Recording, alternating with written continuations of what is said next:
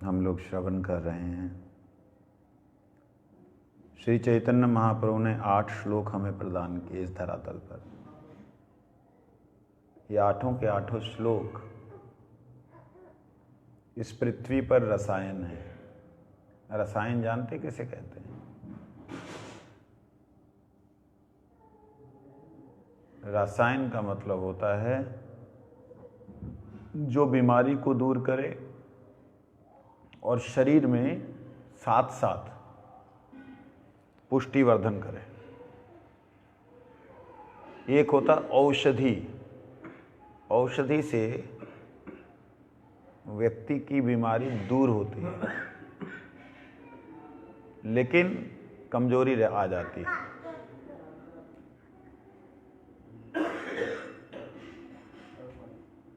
और एक होता है रसायन,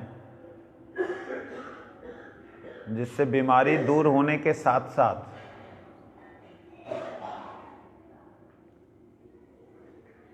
शरीर में स्फूर्ति, ताकत सब मिलता है। तो भगवान का नाम जो है वो रसायन है। औषधि क्या है?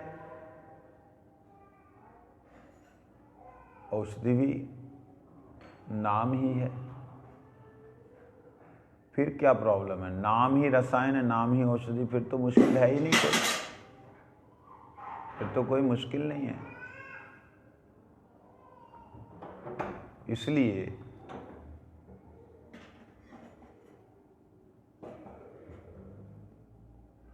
नाम प्रभु ही हमारे भवरोग को दूर करने वाले हैं। इधर बैठो। और नाम प्रभु ही हमें आत्मबल प्रदान करने वाले हैं। नाम प्रभु की कृपा से ही जीव भगवत प्रेम प्राप्त करके अमृतत्व प्राप्त करता है।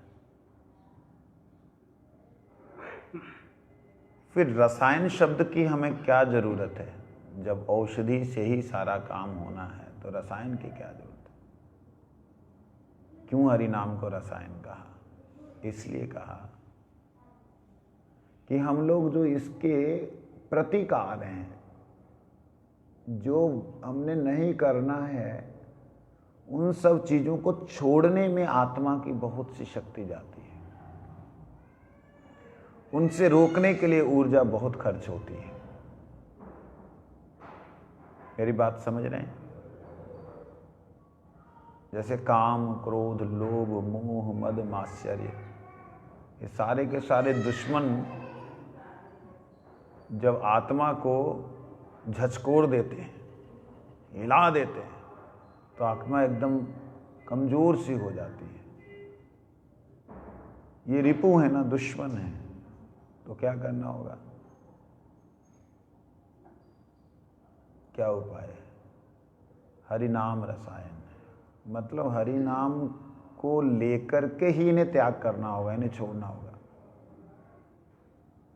अगर हम अकेले से इसे छोड़ने जाएंगे तो ज्ञान मार्गियों की तरह कभी भी गिर सकते हैं। क्या भक्ति मार्ग में कोई गिरता नहीं है? भक्ति मार्ग में गिरे, उठे, बैठे, घिसड़ घिसड़ के चले, ये है एक ब्रिज भगवान के वहां तक के यहां तक का। और ज्ञान मार्ग जो है वो ब्रिज की तरह नहीं है, वो पहाड़ की तरह है। अगर गिरा तो गिर भी सकता है। जानते ना, पुल, सेतु नहीं है। भक्ति मार्ग सेतु है। भक्ति मार्ग भगवान तक पहुंचने का एक बहुत सुदृढ़ सेतु है। तो इस सेतु में अगर कोई गिरता भी है तो उसको वही भूमो स्वखलित पादा नाम भूमि रेव अवलंबनम त्वयि जाता अपराधा नाम तमेव शरणम प्रभु। मैं आपकी शरण में हूँ, आपके आश्रय में हूँ। अगर मैं गिर भी गया तो आपका ही सहारा लेके मैंने उठना है। समझे नहीं? लेकिन उस मार्ग में ऐसा नहीं है। उस मार्ग में अवलंबन है ही नहीं। उस मार्ग में प्रभु है ही नहीं है, और खुद ही प्रभु है। अहम ब्रह्मस्मि सोहम प्रज्ञा नाम ब्रह्म शिवोहम, अयम आत्मा ब्रह्म। खुद ही जब वो है तो अपने आप का जितना भी वो साधन करके आत्मा को अपने आप से अलग करने का प्रयास करे, बैठ जाइए, प्रयास करे, कोशिश करे रोकने की, तो नहीं रोक सकता। सामने बैठने पता लगे, नहीं रोक सकता। रोक भी लेगा अगर वो, उसको बोलते हैं यम नियम आसन प्राणायाम के द्वारा, प्रत्याहार के द्वारा अगर वो अपनी इंद्रियों पर विजय भी प्राप्त कर ले, उसको रसायन नहीं मिल रहा है। वो औषधि तो ले रहा है ज्ञान की, लेकिन उसकी आत्मा पुष्ट नहीं हो रही, बलवती नहीं हो रही। क्यों नहीं हो रही? क्योंकि उसका संबंध भगवान से नहीं है। भगवान से संबंध जब तक पूर्ण रूप से ऐसा ना हो कि भगवान नित्य हैं, मैं उनका नित्य सेवक हूं, वो मेरे हरे कृष्ण बोलने से वो सुन रहे हैं, जब इस प्रकार का संबंध नहीं होगा, तब कभी भी व्यक्ति अगर गिरेगा तो हाथ पैर उसके पूरे ही खत्म हो जाएंगे, सत्यानाश हो जाएगा। तो इसलिए ज्ञान मार्ग जो है वो मार्ग हमारा नहीं है। ज्ञान मार्ग में भगवान का रूप है ही नहीं। ज्ञान मार्ग में जो परम तत्व है वो परम तत्व मैं ही हूं। जब इस प्रकार का भ्रम है तो वहां पे तो गिरने के बहुत चांसेस है। इसीलिए कहते हैं हरि नाम सदा कीर्तनीय, सदा हरि। हमारा हमेशा कीर्तन ही करना है। किसका? हरि का। कैसे करना है? तृणादपि सुनिचेन तरुरपि सहिष्णुना अमानीन कीर्तनीय सदा। इस प्रकार से करना। उत्तम हैया अपना के माने तृणाधम। उत्तम हो करके अपने आप को तृणाधम समझना।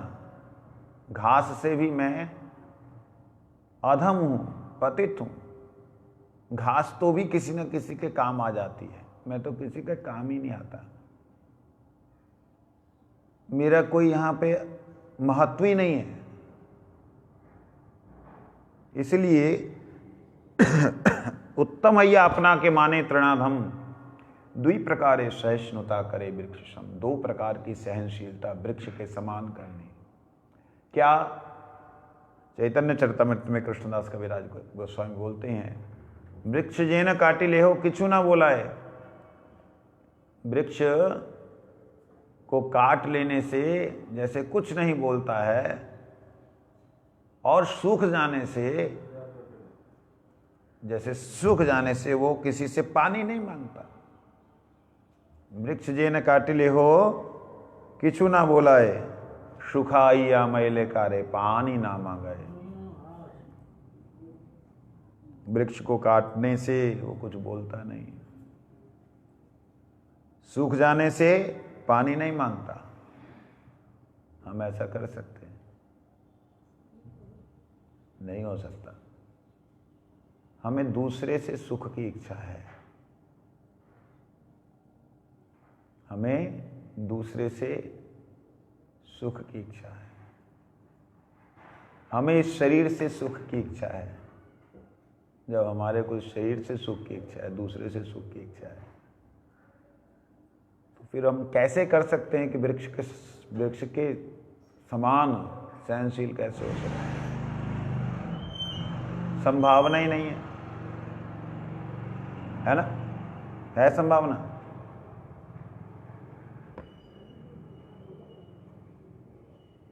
संभावना है।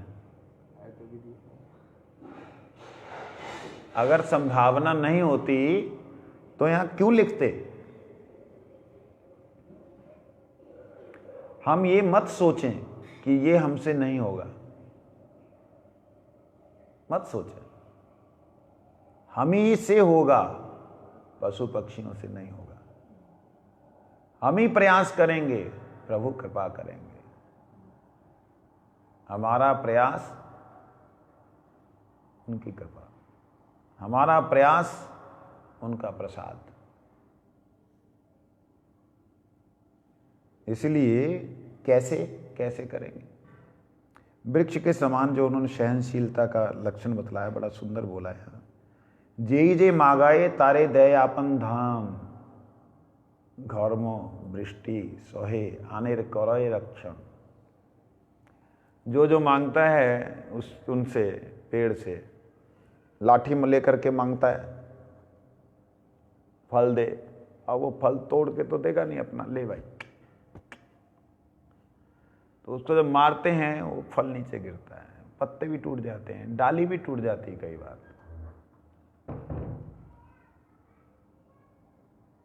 जो उसके पास उसका धन है वो दे देता है। हम लोग ऐसा नहीं कर सकते, कर नहीं सकते, नहीं कर सकते। जब तक कि हमें इस संसार से सुखी इच्छा रहेगी, जब तक कि इस संसार से कुछ हमने लेना होगा, हम नहीं दे सकते। और ये बातें जो है ना, सुनना बोलना आसान है, प्रैक्टिकल में करना बहुत मुश्किल है, बहुत मुश्किल है।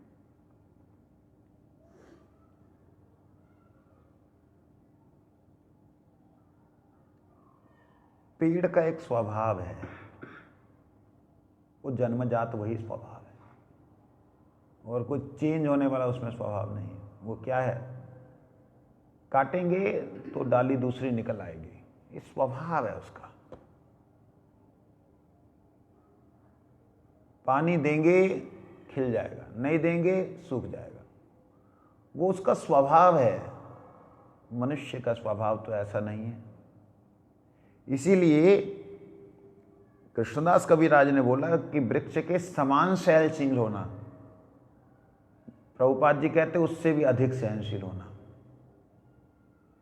तरोरिव था, प्रभुपाद जी ने तरोरिव कहा नहीं, तरोरपी है। अब जिन्होंने तरोरिव लिखा हुआ था वो बात भी सही थी, इसलिए दोनों को रखा, तरोरिव किंबा तरोरपी। तो तरोरपी में देखा जाए प्रभुपाद जी की इस भावना से लगता है कि प्रभुपाद इसलिए तरोरपी उच्चारण करते और बोलते कि यही है क्योंकि वृक्ष के स्वभाव में ये है, मनुष्य के स्वभाव में नहीं है, आत्मा के स्वभाव में है। आत्मा का स्वभाव जो है वो भगवत सेवा है, और भगवत सेवा के विपरीत इस संसार में जब वो भोग इच्छा करती है तो उसको शरीर इत्यादि मिलते हैं, और शरीरों को प्राप्त करके वो जब संसार से चाहती है तो उसको संसार को देना भूल जाती है। संसार को आप दे क्या सकते हो, क्या दे सकते हो जी? आत्मा संसार को क्या दे सकती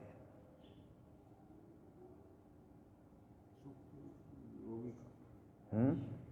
शुभ कर्म, दान पुण्य, आत्मा है। आत्मा के पास है क्या ये देखना होगा। क्या है आत्मा के पास? कुछ है? बोलो। कुछ नहीं है, हाँ? आत्मा के पास है भगवत प्रीति, वो स्वाभाविक है उसके पास। आत्मा के पास परमात्मा का संबंध है, वो स्वाभाविक संबंध है। उस संबंध को, उस प्रीति को आत्मा आपन धन है आत्मा का, उस आपन धन को वो दे सकती है। पहले उस धन में धनी तो हो, अकाउंट तो है, बैलेंस नहीं है। बैलेंस कैसे होगा? यही 4 गुणे गुणी है, ये करहो कीर्तन। यही 4 गुणों से गुणी होकर जब कीर्तन करेंगे तो वो आत्मा का जो धन है वो बढ़ेगा। इसीलिए कहा ना, प्रेम धन बिना व्यर्थ दरिद्र जीवन। प्रेम धन के बिना जीवन दरिद्र है। प्रेम धन क्या है? कृष्ण प्रेम धन। क्या कृष्ण प्रेम धन होता है? कृष्ण प्रेम धन का मतलब है आत्मा पूर्ण शुद्ध अवस्था में भगवान की सेवा कर रही है। ये है कृष्ण प्रेम धन। तो इसलिए कहते हैं ये जो बातें जो लिखी हैं ये हमारे लिए नहीं है ना, ये हमारे लिए ही है, ये औरों के लिए नहीं है, क्योंकि और इसे समझ नहीं पाएंगे जातियाँ, और जीव जाति जो है इसे समझ नहीं पाएंगे। कुत्ता बिल्ली भालू घोड़ा गधा नहीं समझ पाएंगे। ये मनुष्य समझ सकता है। मनुष्य इसे सत्संग से प्राप्त विवेक के द्वारा अपने जीवन में धारण कर सकता है। इसलिए कहते हैं आगे एक बात कहते ये सारे गुण जब आ जाते हैं ना, तो व्यक्ति एक ऐसी स्थिति में पहुंच जाता है जिसे लगता है मैं तो अब मुक्त हूँ, मैं तो, मेरे को कोई बंधन नहीं है, बस प्रभु और मैं ही हूँ बस। कहते ऐसी स्थिति में एक भयंकर छाया आ जाती है, भयंकर प्रेतनी आ जाती है। क्या है वो? प्रतिष्ठा। उत्तम हैया वैष्णव हवे निराभिमान। उत्तम होने के बाद अभिमान नहीं रखना, निराभिमान। जीवे सन्मान दिवे जाने कृष्ण अधिष्ठान। जब व्यक्ति उत्तम हो जाता है, यहां एक बात, शब्द बड़ा सुंदर आया, उत्तम हैया। हैया का मतलब है होना पड़ेगा, जहां हो करके। तो यहां पे कोई भगवत कृपा से नहीं होगा। हैया का मतलब है होना है, जहां हो करके तुम्हें वैष्णव को निराभिमान होना होगा। उत्तम हो करके, उत्तम हो करके कहने का मतलब यही है। उत्तम हो करके कहने का अर्थ सिर्फ एक मात्र यही है कि हमें उत्तम बनना पड़ेगा। अभी हम कहाँ हैं? अधम है, तो भगवान कृपा करके उत्तम कर लीजिए। भक्ति विनोद ठाकुर ने कहा है ना इस कीर्तन में, क्या कहा है? इसमें नहीं, एक अन्य जगह कीर्तन में कहा है, रूप रघुनाथ पदे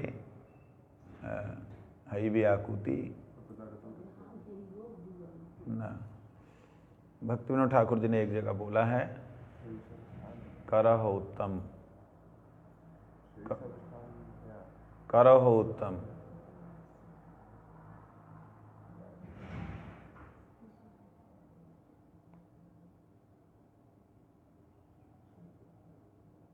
दंते रूप सनातन पर दंते तृणधरी रूप रघुनाथ पर रहूं मोर आश। अच्छा नहीं, इसमें जो है ना, ये जो हम लोग कीर्तन करते हैं, श्री कृष्ण चैतन्य प्रभु दया करो, जीवे दया करी, स्वपार्षद सुय धाम सह अवतरी, अत्यंत दुर्लभ प्रेम करी बारे दान, शिखाए शरणागति भकतिर प्राण, दैन्य आत्मनिवेदन गोप्तृत्य वर्ण अवश्य रक्षी व कृष्ण विश्वास पालन, भक्ति अनुकूल मात्र कार्य रस विकार, भक्ति प्रतिकूल भाव भजन अंगीकार, षडंग शरणागति है वे जहार, ताहार प्रार्थना सुने श्रीनंद कुमार, पदे दंते तृण करी, भक्ति विनोद कहे दूह पद ध्वरी। कांदिया कांदिया बोले, कांदिया कांदिया बोले, आमी तो अधम, शिखाए शरणागति करहो उत्तम। देखिए वहां पर उत्तम होने की चाहना है, उत्तम होता है व्यक्ति, तो अधम कब हुआ? आत्मा तो हमेशा उत्तम ही है। उत्तम का अर्थ होता है, साधारण अर्थ, उद्गत तमः यस्मात् साइव उत्तम। उद्गत तम यस्मा, जहां तमोगुण रजोगुण सतोगुण, विशेष करके रजो और तमोगुण जो है जहां पे उद्गत हो गए, खत्म हो गए, उसको कहते हैं उत्तम। तो वह उत्तम कब होगा? जब शरणागति होगी। तो शरणागति कहां से मिलेगी? शिखाए शरणागति करो उत्तम। किनको बोलने? रूप सनातन पदे दंते तृण करी, भक्ति विनोद करे दूह पद धरी, कहे दूह पद धरी, कांदिया कांदिया बोले आमी तो अधम, शिखाए शरणागति करो उत्तम। तो ये उत्तम होना बहुत जरूरी। उत्तम होने के बाद में फिर अभिमान का भय रहता है। देखिए, एक ऐसी स्थिति है कि जब व्यक्ति उत्तम हो गया तो अभिमान क्यों आता है? कहते सात्विक अभिमान आता है। फिर पहले तामसिक और राजसिक अभिमान होता है, फिर एक सात्विक अभिमान आता है। सात्विक अभिमान क्या होता है? अब तो मेरे को भगवान ने प्राप्त, मेरे को ग्रहण कर लिया, ठीक है, अब जीवों के उद्धार के लिए मेरे को कुछ करना पड़ेगा। यही एक महाप्रभु की शिक्षा है कि अब जीवों का कल्याण करना है।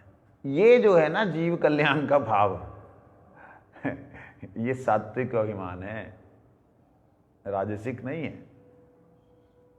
लेकिन इस सात्विक अभिमान में भी एक भयंकर डर है। क्या है? प्रतिष्ठा ने घेर करके उस सात्विकता से रजोगुण, और रजोगुण से फिर तमोगुण, तमोगुण से फिर नरक, फिर अधम, फिर वहीं पे पहुंच जाएंगे। इसलिए क्या कहते हैं, ऐसी स्थिति में पहुंचने के बाद जीवे सन्मान दीवे जाने कृष्ण अधिष्ठान। आदेश दिया दीवे जाने कृष्ण अधिष्ठान। मतलब ऐसे लगता है इन शब्दों से कि जीव उस उत्तम भाव में प्रतिष्ठित नहीं हुआ है, ऐसे लग रहा है यहां पे। उत्तम हैया वैष्णव हवे निराभिमान, ये उसका मतलब प्रतिष्ठित नहीं हुआ, उत्तमता में आ गया है। लेकिन प्रतिष्ठित होने का मतलब है उसको तो दर्शन ही होगा। क्या दर्शन होगा? सर्वत्र कृष्ण मूर्ति करे झलमल, से ही देखी पारे पाए जार आंखी निर्मल। तो उसको तो दर्शन होगा भगवान का। जब उनको भगवान का दर्शन होगा तो किसको उपदेश देंगे? उनका उपदेश देना बंद हो जाएगा, वो किसी को उपदेश नहीं दे सकेंगे। कोई उनके पास आएगा, बोलेगा महाराज जी अधम हूँ, पतित हूँ, कृपा करो, हरि बोल हरि बोल हरि बोल, हरे कृष्ण हरि बोल, प्रभुपाद दया करो, गुरुदेव दया करो, यही बोलेंगे। वो ये सोच ही नहीं सकते कि ये पतित है, उनके उसमें आता ही नहीं है। क्योंकि वो आत्मा को देखते हैं, और उस आत्मा को अगर लिप्त कहीं देखते हैं शरीर में, तो उनसे प्रार्थना करते मैं क्या हूं, मैं किसको दया करूंगा। तो कृष्ण अधिष्ठान सर्व जीवे जानी सदा, करवी सम्मान सवे आदरे सर्वदा। आदर के साथ सम्मान करना। आदर के साथ सम्मान करने का मतलब हमें जब ये स्वाभाविक आएगा तो क्यों आदेश दिया जा रहा है?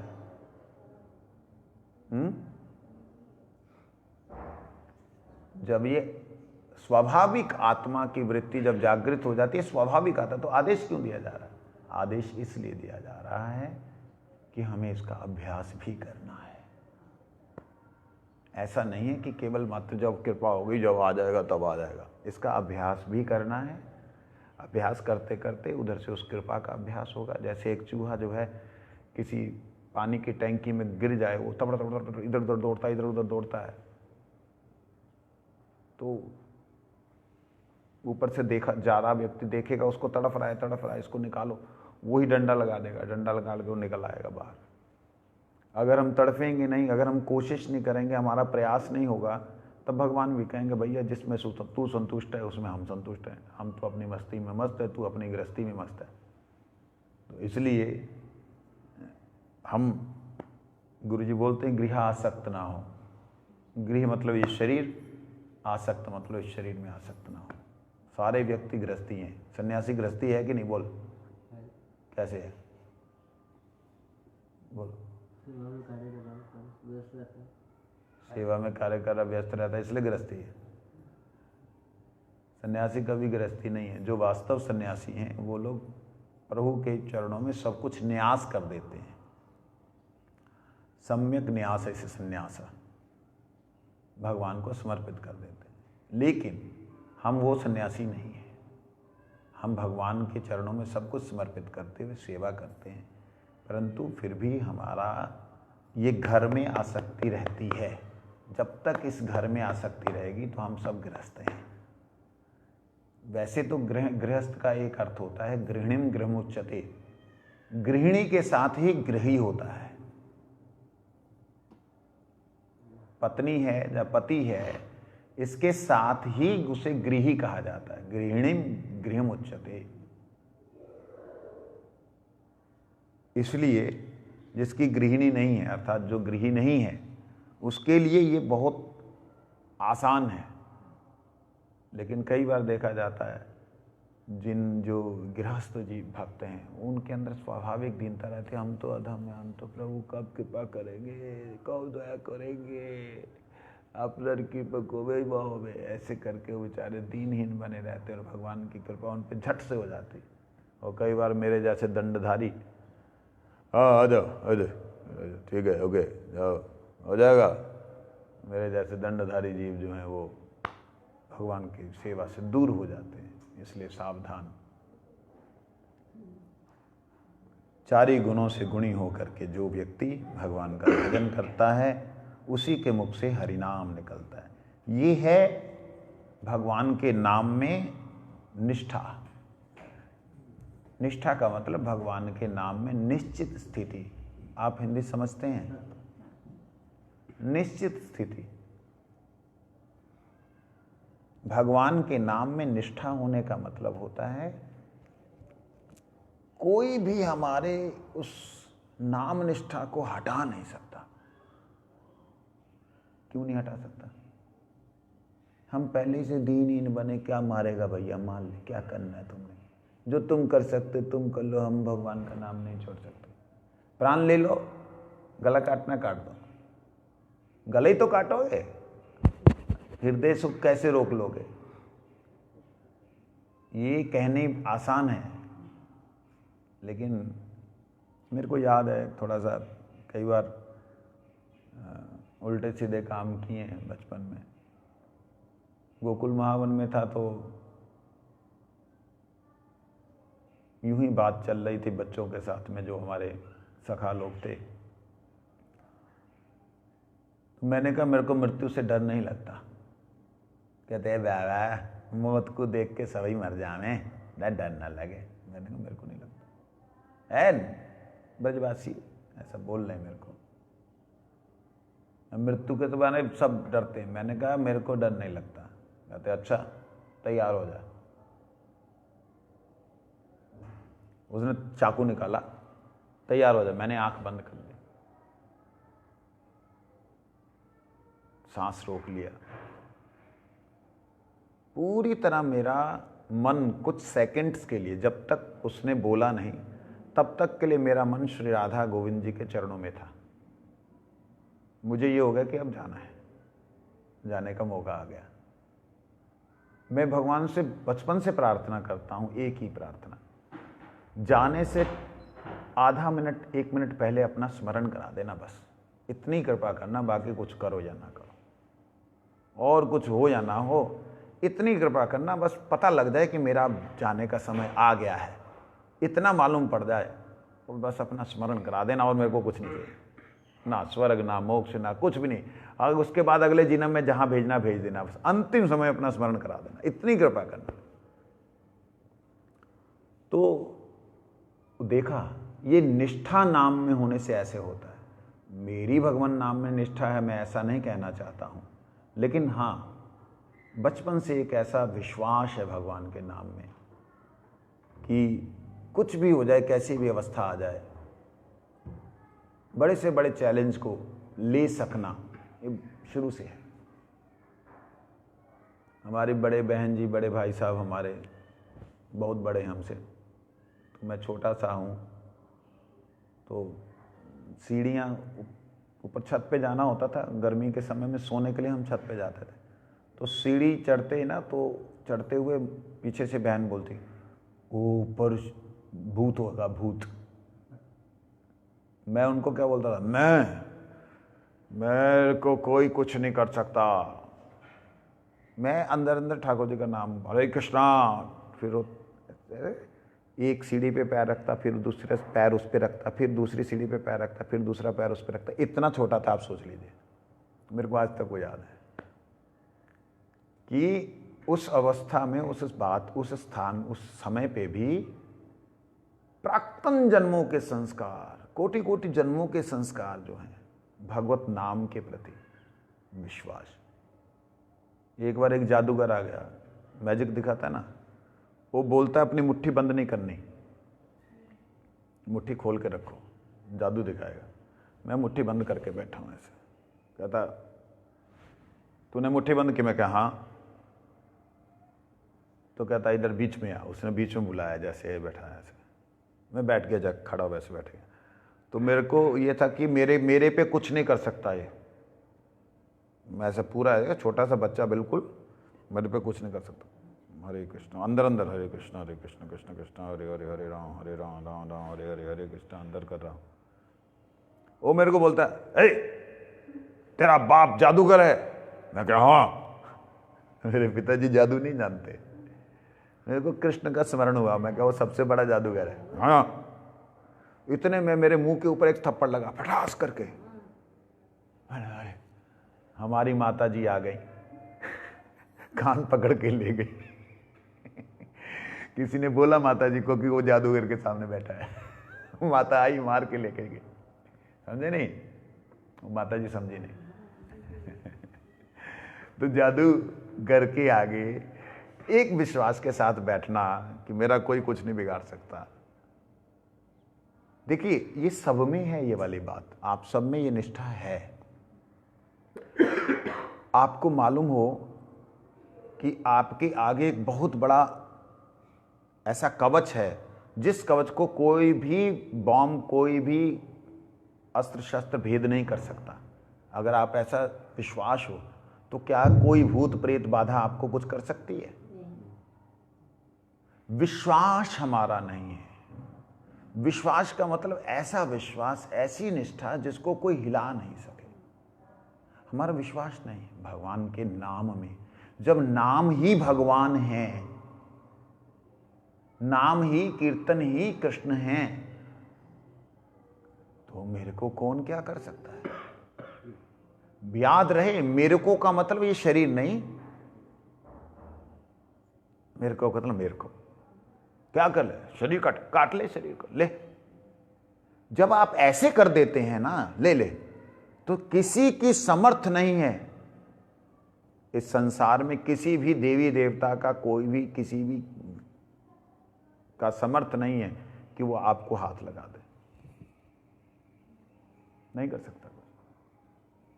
इसलिए कर्म फलानुसार जो सुख दुख हमें मिलते हैं उसे कर्म फल समझिए, लेकिन निष्ठा भगवान में ऐसी हो जाए कि दुनिया की कोई भी ताकत हमारे से भगवान का नाम ना छुड़ा सके। हम तो कई लोगों को देखा, वो बोलते महाराज जी हम तो भगवान से बहुत चाहते हैं, भगवान से बहुत प्यार करते हैं, हमारे भगवान के बिना हमारी गति नहीं, लेकिन प्याज लहसुन नहीं छोड़ सकते, कांदा लहसुन नहीं छोड़ सकते। आपको यहाँ क्या बोलते हैं, ऑनियन गार्लिक, प्याज लहसुन, वो नहीं छोड़ सकते, बाकी सब ठीक है। हम तो भजन करते हैं। क्या निष्ठा है?